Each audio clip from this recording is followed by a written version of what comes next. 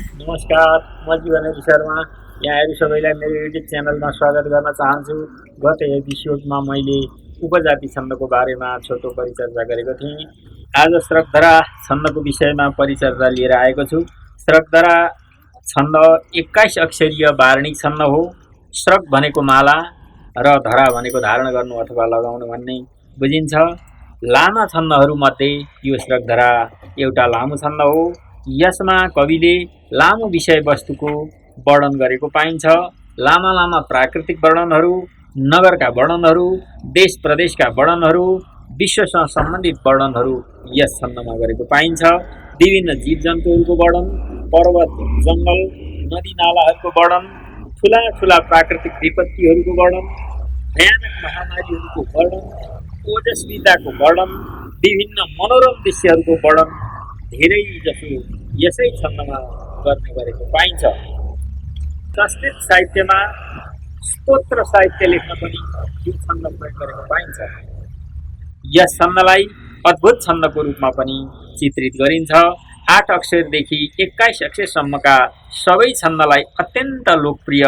छन्दको रूपमा मानिन्छ भने यो छन्द पनि त्यही अन्तर्गतको एउटा अत्यन्त लोकप्रिय छन्द हो। यस छन्दका गणहरूमा म र भन य हुन्। यस छन्दमा हरेक पाउमा सातौं अक्षरमा विश्राम हुन्छ अथवा सुरुको 7औं अक्षर, 14औं अक्षर र अन्तिम अक्षरमा 3 ठाउँ विश्राम हुन्छ। यसका लक्षणहरूमा म्रब्धैर्यानां त्रयेण त्रिमुनियतियुताः श्रगधरा कीर्तियेतम्, अर्थात् हिँड्दै छौँ मार्ग लामो मरभनयया श्रगधराका गणै हुन्, लेऊ विश्राम कम्ती पटक पटकती सातौं जहाँ छन्, धेरैले लेख्न सक्ने सुमधुर रसिलो लोक प्यारो भएको ठुला ठुला असाध्यै रमणीय तनका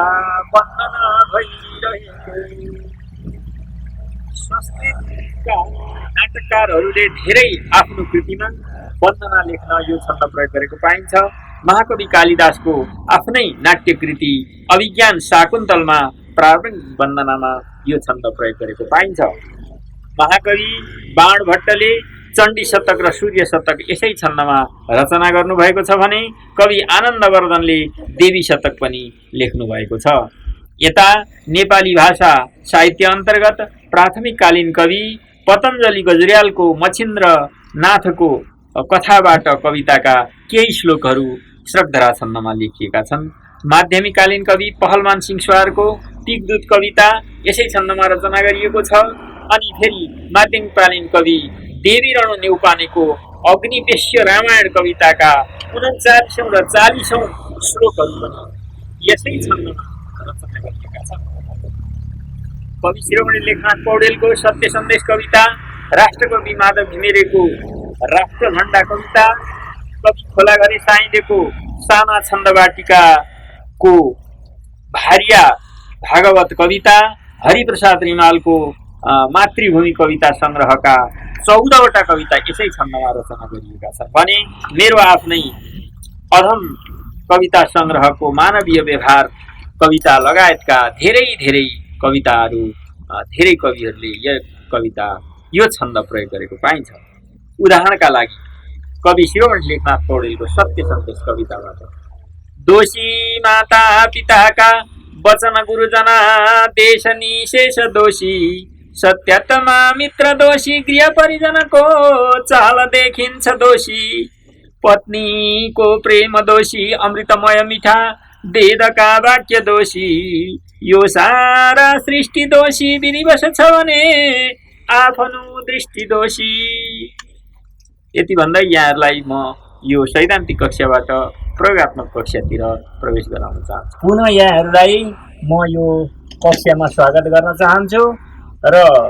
आज हामी श्रगधरा छन्दको विषयमा परिचर्चा गरिरहेका छौँ र यो श्रगधरा छन्दमा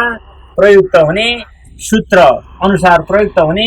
गणहरूको मैले यहाँ व्यवस्था गरेको छु र सूत्रहरू पनि मैले लेखेको छु र तिनीहरूका सङ्केतहरू पनि मैले यहाँ राखेको छु र सबभन्दा पहिले सूत्रलाई हेरौँ सूत्र य माता राजभा नसलगा छ र त्यसमा प्रयुक्त हुने संकेतमा यमा रस्व मामा दीर्घ तामा दीर्घ रामा दीर्घ जमा रस्व भामा दीर्घ नोमा रस्व समा रस्व लमा रस्व र गामा दीर्घ छ र त्यही अनुसार हामी यो शब्दरा छन्दमा गणहरूमा संकेत कसरी प्रयोग गर्ने भन्ने विषयमा हामी परिचर्चा गर्छौं र सबभन्दा पहिले हाम्रो म गण छ म र भन य मध्ये म गण छ र ममा मा तारा प्रयोग गर्छौं मा तारा भनेको दीर्घै दीर्घ अक्षरहरू हुन् म गण यस्तो हुन्छ र रगणमा जाँदाखेरि रा ज भा छ त्यसकारणले दीर्घ रस्व दीर्घ राजभा अब भगणमा जाँदाखेरि भा न स भा दीर्घ न स रस्व रस्व अब नगणमा जाँदा न स ल रस्व रस्व रस्व अब फेरि यगणमा जाँदाखेरि य माता रस्व दीर्घ दीर्घ फेरि यही भइहाल्यो रस्व दीर्घ दीर्घ रस्व दीर्घ दीर्घ यसरी हामीले श्रद्धरा छन्दका गणमा संकेतको व्यवस्था गर्यौं अब हामी यसकै एउटा उदाहरण प्रस्तुत गर्न चाहन्छौं जहाँ हामी संकेतलाई व्यवस्था गर्छौं र यो मैले कालो मन्दाकिनीको जल जल निधिका मोतीको ज्योति कालो भन्ने पंक्ति एउटा पाउ लिएको छु जो चाहिँ सत्य सन्देश कविताबाट त्यो कवि शिरोमणि लेखनाथ पौडेलको कविता हो र यसलाई हामी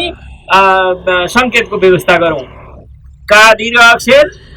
दीर्घ भयो लो दीर्घ अक्षर म ह्रस्व भए तापनि यता आदि न छ त्यसले गर्दाखेरि म पनि दीर्घ हुन जान्छ र यहाँनेर यो म गण हुन पुग्यो मास्तिरको सँग हाम्रो मिल्नुपर्छ अब दआकर दा दीर्घ अक्षर कछटाइकर ह्रस्व अक्षर नबडाइकर दीर्घ अक्षर म दाकिनी यो चाहिँ र गण भयो मास्तिरसँग मिल्दैछ कि छैन अब कौकरको दीर्घ ज ह्रस्व ल ह्रस्व भनेपछि यो भगण भयो भगण अब ज ह्रस्व ल ह्रस्व नछटाइकर नि पनि ह्रस्व रसै रस्व भएकाले नगण भयो अब धछटाइकर धी ह्रस्व रस्व अक्षर क आकर का दीर्घ अक्षर मो दीर्घ अक्षर म अकर मो भनेपछि य गण भयो यो अब अर्को तछटाइकर ती रस्व अक्षर कौकरको दीर्घ अक्षर ज्यो दीर्घ अक्षर भएपछि यो पनि य गणै भयो अब तछटाइकर ती रस्व अक्षर क आकर का दीर्घ अक्षर ल अकर लो दीर्घ अक्षर भनेपछि यो पनि य गण भयो भनेपछि हामीको माथिसम्म म र भ न य थियो यहाँ पनि म र भ न य यसरी चाहिँ नि गणमा तलको उदाहरण ठ्याक्कै मिल्नु पर्ने हुँदा हाम्रो मिल्यो यसरी हामी चाहिँ कविता लेख्दाखेरि यो संकेतलाई प्रयोग गरेर कविताहरू बनाउँछौं हस् त यहाँहरू यो दराछन्दमा कविता रचना गर्दै गर्नुहोस् र यहाँहरूलाई केही समस्या भएमा मेरो छन्द श्रृङ्खला नम्बर 2 र छन्द श्रृङ्खला नम्बर 8 हेर्न नभुल्नुहोला र यहाँहरूले मेरो भिडियोलाई लाइक कमेन्ट र शेयर गर्न नभुल्दिनुहोला र च्यानललाई सब्स्क्राइब गर्न पनि नभुल्दिनुहोला हस् त धन्यवाद आमा काख समान हो धरणीमा पल्टेर गिज्याउँदा जिब्रो स्वाद चपाउने बदनका ती